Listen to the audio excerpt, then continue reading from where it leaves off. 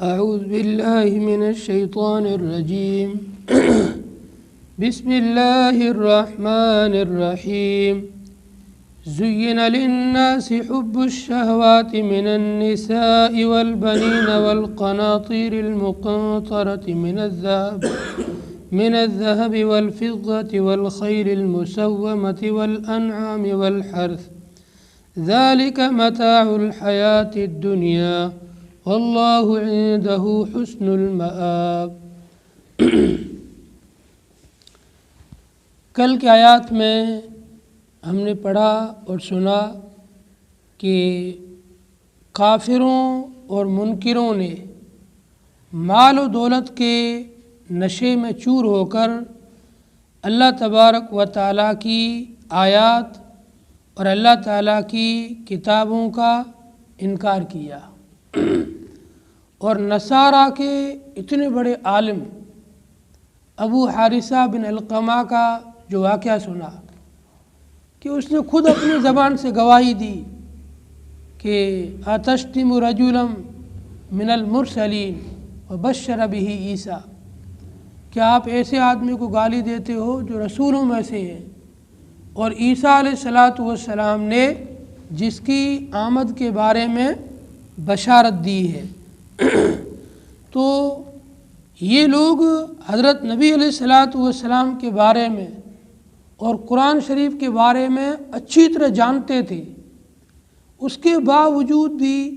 صرف مال و دولت کی لالچ کی وجہ سے قبول نہیں کرتے تھے۔ تو آج کے آیات کے اندر اللہ تعالیٰ نے دنیا کی لذتوں کی حقارت کو بیان فرمایا ہے کہ دنیا اور دنیا کی جتنی بھی ساز و سامان ہے اور لذت کی چیزیں ہیں، یہ سب کی سب فانی ہیں، عارضی ہے، ختم ہونے والی ہے۔ دائمی چیز اور باقی رہنے والی چیز ایمان اور عمل صالح ہے۔ پھر اس سے اگلی آیت کے اندر 15ویں آیت کے اندر اللہ نے فرمایا ہے جو متقی لوگ ہیں، پرہیزگار لوگ ہیں، اللہ کے فرما بردار بندے ہیں، ان کو اللہ تعالیٰ آخرت کے اندر ایک تو اپنی رضا نصیب فرمائیں گے، اور پھر اللہ تعالیٰ ان کو جنت کی لا محدود اور کبھی نہ ختم ہونے والی نعمتیں عطا فرمائیں گے۔ تو دنیا کی لذتوں میں پڑ کر کے، دنیا کے ساز و سامان کے پیچھے پڑ کر کے اللہ تبارک و تعالیٰ کی اطاعت اور فرما برداری سے منہ موڑنا، یہ بہت ہی بڑی بیوقوفی اور نادانی کی بات ہے۔ حدیث کے اندر حضرت نبی علیہ السلام ارشاد فرماتے ہیں حب الدنیا رأس کل خطیۃ، دنیا کی محبت یہ ہر قسم کی برائی، ہر گناہ اور ہر قسم کی گندگی کی جڑ ہے۔ انسان کے دل کے اندر جب دنیا کی محبت دل میں بس جائے گی، اب یہ انسان اللہ تعالیٰ کی اطاعت اور فرما برداری سے منہ موڑ کر دنیا کے پیچھے بھاگنا شروع کرتا ہے۔ پھر نہ اسے نماز کا خیال رہتا ہے، نہ اسے حلال اور حرام کی تمیز باقی رہتی ہے، بس اس کے دل میں ایسی دنیا کی محبت بس جاتی ہے، یہ چاہتا ہے کہ پوری دنیا کو میں سمیٹ لوں۔ اسی لیے حدیث میں آتا ہے اگر ابن آدم کو، انسان کو اللہ تعالیٰ پوری ایک وادی بھر کر کے سونا دے دے تو یہ 2 کی تمنا کرے گا، اگر 2 وادیاں بھر کے دے دے تو یہ 3 کی تمنا کرے گا۔ انسان کی خواہشات اور تمناؤں کا جو پیٹ ہے، انسان کی خواہشات اور تمناؤں کے پیٹ کو صرف قبر کی مٹی ہی بھر سکتی ہے، اس کے علاوہ کوئی بھی اس کی خواہشات کو پورا نہیں کر سکتا ہے، اتنی بڑی بڑی اس کی خواہشات پالی ہوئی ہوتی ہے۔ اس لیے دنیا کی لذتوں اور دنیا کے مال و متاع اور دنیا کی چیزوں کے پیچھے زیادہ نہیں بھاگنا چاہیے، بلکہ اپنے ضرورت کے مطابق اس کو اکٹھا کر لو، حاصل کر لو، پھر اللہ تعالیٰ کی یاد میں رہ کر کے اپنی آخرت کی تیاری کرے۔ اور اللہ نے قرآن کے اندر دوسرے کئی مقامات کے اندر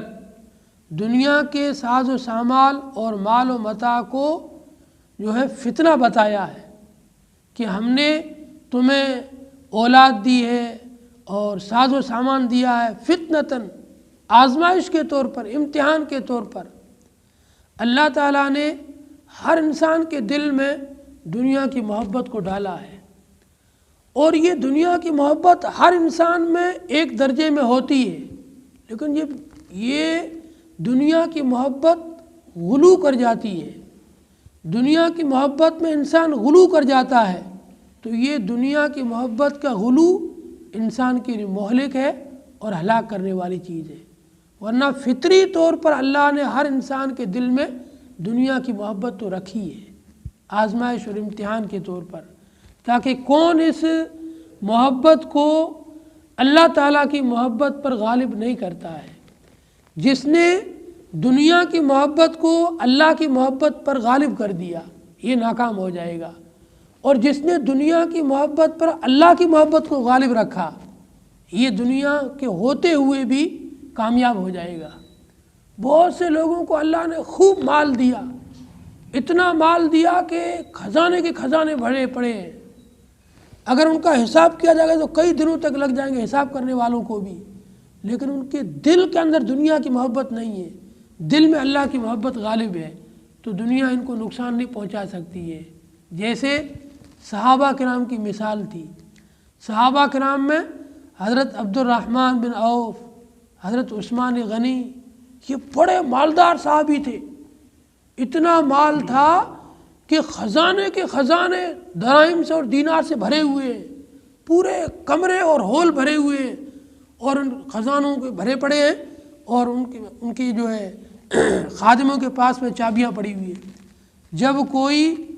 اللہ کے نام پر مانگنے والا آتا تو جتنا وہ مانگتا تھا اس سے کئی گنا بڑھا کر کے یہ لوگ اللہ کی راہ میں دیتے تھے، کیونکہ ان کے دل کے اندر وہ دنیا کی محبت غالب نہیں تھی، اللہ کی محبت غالب تھی۔ جب اللہ کا نام، اللہ کے نام پر اللہ کے لیے کوئی چیز دینی ہوتی تو یہ بڑھ چڑھ کر کے دیتے تھے۔ اس وقت میں ان کو دنیا کی محبت روکتی نہیں تھی کہ مال خرچ کرو گے تو تمہارا مال کم ہو جائے گا، دنیا تمہاری کم ہو جائے گی، لذتیں کم ہو جائے گی، بلکہ یہ بڑھ چڑھ کر اللہ کی راہ میں دیتے تھے۔ اس لیے اللہ تعالیٰ نے آزمائش کے طور پر، امتحان کے طور پر اس دنیا کی محبت کو فطری طور پر انسان کے دل میں ڈالا ہے۔ اب ہر انسان کا امتحان ہے، کون اس محبت کو اپنے لیول پر رکھ کر کے اللہ کی محبت کو اس پر غالب رکھتا ہے، اور کون اس محبت کے حدود کو پار کر کے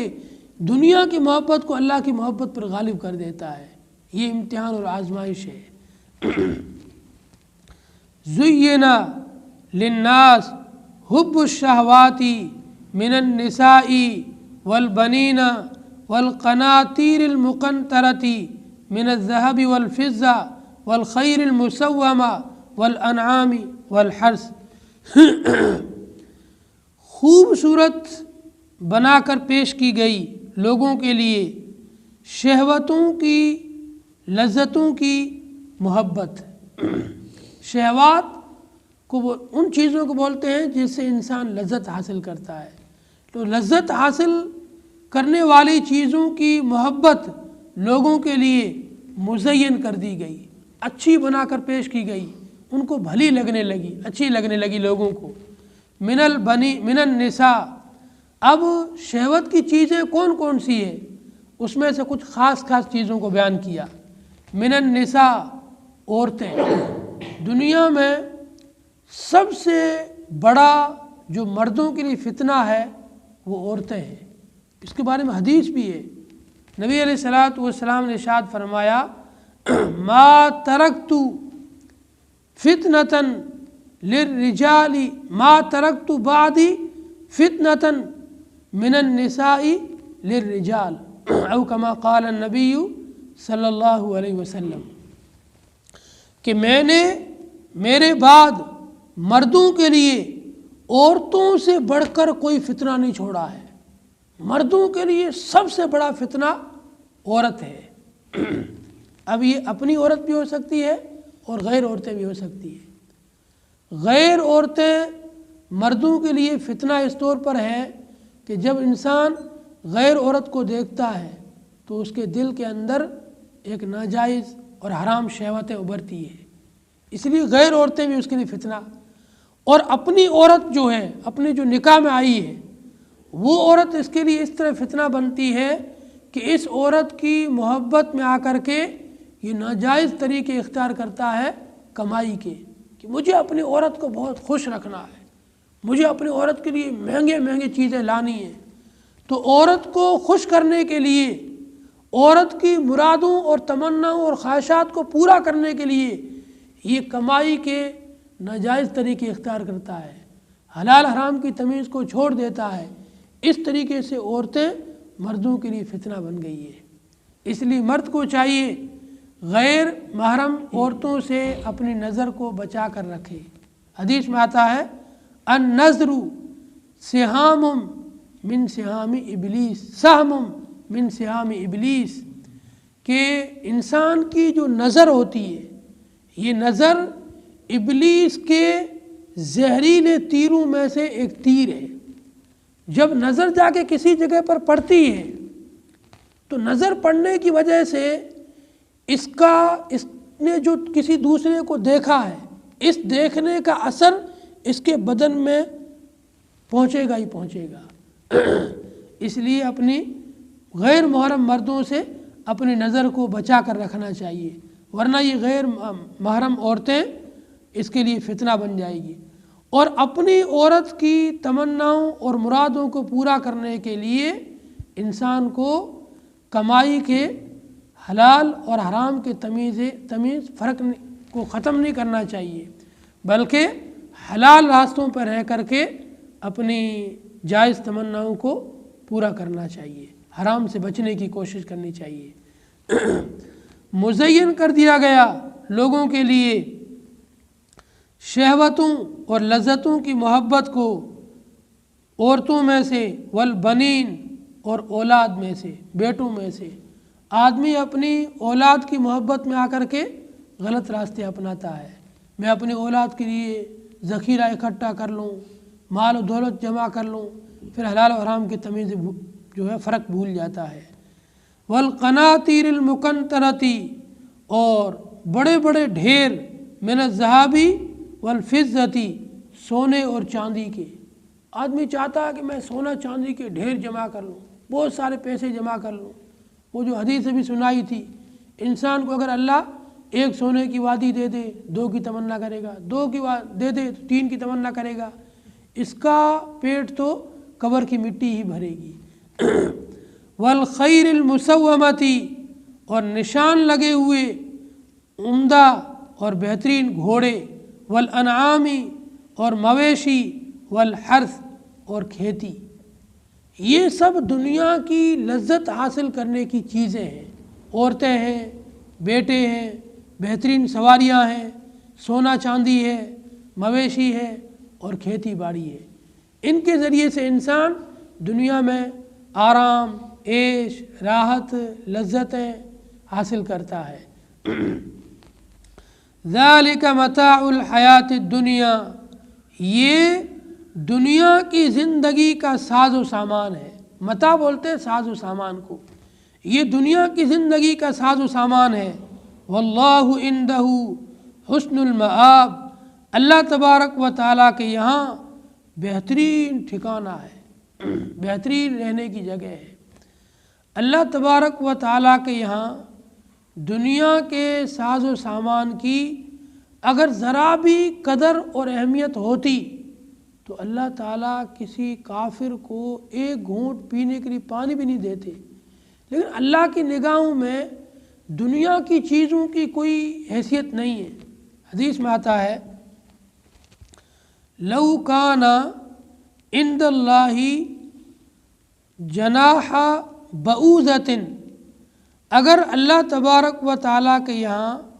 دنیا اور دنیا کے ساز و سامان کی حیثیت ایک مچھر کے پر کے برابر ہوتی، ما شریبا منہ کافرن شربتن، اللہ تبارک و تعالیٰ کسی کافر کو اس دنیا میں سے ایک گھونٹ پانی بھی پینے کے لیے نہیں دیتے، لیکن اللہ تعالیٰ کی نگاہوں میں دنیا کے ساز و سامان کی کوئی حیثیت نہیں ہے، اس لیے اللہ نے دنیا کے اندر ہر ایک کا حصہ رکھ دیا، نافرمانوں کو بھی دیتا ہے، فرما برداروں کو بھی دیتا ہے، باغیوں کو بھی دیتا ہے، مطیعوں کو بھی دیتا ہے، ہر ایک کا حصہ اللہ نے رکھا ہے اور حصے کے بقدر سب کو ملتا رہتا ہے۔ اس لیے دنیا کا ساز و سامان مل جانا یہ کوئی کامیابی کی علامت نہیں ہے۔ اللہ تعالیٰ قرآن میں فرماتے ہیں وَمَا هَذِهِ الْحَيَاةُ الدُّنْيَا إِلَّا فِتْنَةٌ، کہ یہ دنیا کی زندگی تو ایک آزمائش ہے، ایک امتحان ہے، اور دنیا کے اندر جو کچھ بھی ہمیں ملا ہوا ہے یہ بطور آزمائش اور امتحان کے ملا ہوا ہے، کہ یہ چیز ملنے کے بعد ہمارا اللہ کے ساتھ کیا تعلق ہے، ہم ان چیزوں کو ملنے کے بعد اللہ کو یاد رکھتے ہیں یا اللہ کو بھلا دیتے ہیں۔ تو اللہ تعالیٰ نے دنیا کے سب ساز و سامان کو، عورتوں کو، اولاد کو، سواریوں کو، ہر چیز کو آزمائش اور امتحان کے طور پر لوگوں کو دیا ہے۔ ان چیزوں کے ملنے کے بعد آدمی اللہ کو بھول جاتا ہے یا اللہ کو یاد رکھتا ہے۔ قل، اے نبی جی آپ کہہ دیجئے، انبئکم بخیر من ذالک، کیا میں تم کو بتلاؤں اس سے بہتر چیز، یہ جو دنیا کا ساز و سامان ہے اس سے بہتر چیز میں تم کو بتلاتا ہوں، وہ چیز ہے للذین اتقوا عند ربہم، ان لوگوں کے لیے جنہوں نے تقوی اختیار کیا، پرہیزگاری کی زندگی گزاری، عند ربہم ان کے رب کے یہاں، جنات ان کے لیے ایسے باغات ہیں، تجری من تحتها الانہار، جن باغات کے نیچے سے نہریں جاری ہوگی۔ ان باغات میں جو درخت ہوں گے، درختوں کی جڑوں میں سے نیچے سے نہریں چل رہی ہوگی، نہر کے اندر یہ درخت اگے ہوئے ہیں، اور اتنے لمبے چوڑے درخت ہیں۔ جنت کے حدیث میں آتا ہے ایک عمدہ نسل کا گھوڑا اپنی زندگی کے کئی سال تک دوڑتا رہے تو بھی ایک درخت کے سائے کو بھی پار نہیں کر پائے گا، اتنا بڑا ایک درخت ہوگا۔ تو کئی درخت ایسے ہوں گے اور ایسے کئی باغات ہوں گے جنت کے اندر جنتیوں کے لیے، خالدین فیہا، وہ اس کے اندر ہمیشہ ہمیش رہیں گے۔ وازواج مطہرہ، اور دوسرا انعام ان کے لیے ہوگا پاکیزہ، ستھری اور صاف و شفاف ان کے لیے بیویاں ہوگی، ایسی بیویاں ہوگی پاکیزہ ستھری جو نہ تو اس کو کسی انسان نے ہاتھ لگایا ہوگا نہ کسی جن نے چھوا ہوگا، وہ عزت کے اعتبار سے بھی پاک دامن ہوگی، اور ان کے بدن بھی اتنے خوشبودار اور ایسے خوبصورت حسین و جمیل صاف ستھرے کہ انسان اگر اس کو دیکھ لے تو بس دیکھتا ہی رہ جاوے، ایسی خوبصورت ہوگی۔ اللہ تعالیٰ جنت کے اندر جنتیوں کو ایسی خوبصورت حوریں دیں گے، وہ حور اگر دنیا کے اندر اپنا خالی دوپٹہ یوں لہرا دے، پوری دنیا اس دوپٹے کی خوشبو سے مہک جائے، اور اگر وہ حور خالی اپنی انگلی کو یوں دنیا میں نکالے، پوری دنیا اس کی انگلی کی چمک سے روشن ہو جاوے، ایسا اس کا بدن میں چمک ہوگی۔ 70 جوڑے پہن کر بھی اندر سے اس کی بدن کی جو جھلک ہوگی، روشنی ہوگی، وہ 70 جوڑوں سے بھی باہر یوں جھلکتی ہوئی باہر آئے گی، اتنی اس کی بدن میں چمک ہوگی، ایسی خوشبو ہوگی۔ ایسی اللہ تعالیٰ جنتیوں کو وہاں پر عورتیں اور بیویاں دے گا حوروں کی شکل میں۔ وَرِضْوَانٌ مِّنَ اللَّهِ، اور متقیوں کے لیے تیسرا انعام اللہ تعالیٰ کی رضامندی اور اللہ کی خوشنودی، یہ سب سے بڑا انعام ہے۔ جب جنتیوں کو اللہ جنت میں بھیجے گا اور یہ جنت میں جا کر کے جنت کی نعمتوں سے لذتوں سے خوب جو ہے لذت اٹھائیں گے، فائدہ اٹھائیں گے، اب اللہ تعالیٰ اعلان کرے گا بتاؤ بھائی تمہیں اور کچھ چاہیے؟ یہ کہیں گے الہی آپ نے ہم کو جہنم سے آزاد کر دیا، جنت میں داخل کر دیا، یا ہمیں حوریں مل گئی، یا ہمیں محلات مل گئے، یا ہمیں باغات مل گئے، ہر چیز کی نہریں، یہ ہمارے خادم بیٹھے چھوٹے بچے، اب ہمیں اور کیا چاہیے؟ رہ کیا گیا جو ہم مانگیں؟ اللہ فرمائیں گے آج سے میں تم سے راضی ہو جاتا ہوں، خوش ہو جاتا ہوں، میں اپنی رضامندی اور خوشنودی کا اعلان کرتا ہوں، اب میں کبھی تم سے ناراض نہیں ہوں گا، اور اب میں ہمیشہ ہمیشہ تم کو جوان رکھوں گا، کبھی بوڑھا نہیں کروں گا، اور تمہارے لیے ہمیشہ ہمیشہ زندگی کا اعلان ہے، کبھی تم کو موت بھی نہیں آئے گی۔ اللہ کی رضامندی اور اللہ کی خوشنودی کا جتنا ان کو جنتیوں کو خوشی ہوگی اتنی خوشی کسی چیز کی نہیں ہوگی۔ وَرِضْوَانٌ مِّنَ اللہ، اور اللہ کی طرف سے ان متقیوں کو خوشنودی اور رضامندی ملے گی۔ وَاللَّهُ بَصِيرٌ بِالْعِبَادِ، اللہ تعالیٰ اپنے بندوں کو دیکھنے والے ہیں۔ الَّذِينَ يَقُولُونَ، یہ متقی کون لوگ ہیں؟ ان کی صفات بیان کرتے ہیں۔ الَّذِينَ، متقی وہ لوگ ہیں جو کہتے ہیں ربنا، اے ہمارا رب، اننا آمنا، ہم ایمان لے آئے آپ کے اوپر، فاغفر لنا ذنوبنا، ہمارے گناہوں کو بخش دیجئے، وقینا عذاب النار، اور ہمیں جہنم کے عذاب سے بچا لیجئے۔ الصابرین، صبر کرنے والے ہیں، والصادقین، سچے ہیں، والقانتین، فرما بردار ہیں، اللہ کی بات ماننے والے ہیں، اللہ کی اطاعت کرنے والے ہیں، والمنفقین، اللہ کی راہ میں خرچ کرنے والے ہیں، والمستغفرین بالاسحار، رات کے اخیر حصے میں اٹھ کر کے مغفرت طلب کرنے والے ہیں، اللہ سے اپنی گناہوں کی معافی طلب کرنے والے ہیں۔ بس اللہ تعالیٰ سے دعا ہے اللہ تعالیٰ ہم سب کو قرآن پاک کی صحیح سمجھ اور عمل کی توفیق عطا فرمائے۔ اللہم صلی علی محمد عبدک ورسولک وصلی علی المؤمنین والمؤمنات والمسلمین والمسلمات۔ ربنا هب لنا من ازواجنا وذریاتنا قرۃ اعین واجعلنا للمتقین اماما۔ یا اللہ ہم سب کو تقوی نصیب فرما، پرہیزگاری نصیب فرما، ہمیں متقیوں کا امام بنا۔ یا اللہ ہماری آل و اولاد کو، ہمارے بیوی بچوں کو، ہمارے بھائی بہنوں کو، ہمارے والدین کو، ہمارے متعلقین کو تقوی نصیب فرما، طہارت نصیب فرما، پاکیزگی نصیب فرما۔ یا اللہ ہمارے دل کو ہر قسم کی گندگی سے، گناہوں سے، شرک سے، نفاق سے، کفر سے، ہر قسم کی بری لذتوں سے، نفسانی خواہشات سے پاک اور صاف فرما۔ یا اللہ ہمارے بدن سے نکلنے والے اعمال کو شرک سے پاک فرما، نفاق سے پاک فرما، گندگی سے پاک فرما، گناہوں سے پاک فرما، نیک اعمال کا صدور اور ظہور فرما۔ یا اللہ ہم سب کو بدن کی پاکیزگی نصیب فرما، جسم کی پاکیزگی نصیب فرما، دماغ کی پاکیزگی نصیب فرما، دل کی پاکیزگی نصیب فرما۔ قرآن کے نور سے ہمارے دلوں کو منور فرما، قرآن کی برکات سے ہمارے کاروبار کو ترقی نصیب فرما، قرآن کے ذریعے سے ہمیں خوب ترقی نصیب فرما، خوب عزتیں نصیب فرما، خوب فراوانی نصیب فرما، ہماری جان مال عزت آبرو میں برکت نصیب فرما، قرآن تعلیم کو عام کرنے اور پھیلانے کی توفیق عطا فرما۔ جن لوگوں نے دعاؤں کے لیے کہا ہے، لکھا ہے، امید رکھتے ہیں، سب کی جائز تمنا و مرادوں کو پورا فرما۔ صلی اللہ تعالی علی خیر خلقہ محمد وآلہ واصحابہ اجمعین برحمتک یا ارحم الراحمین۔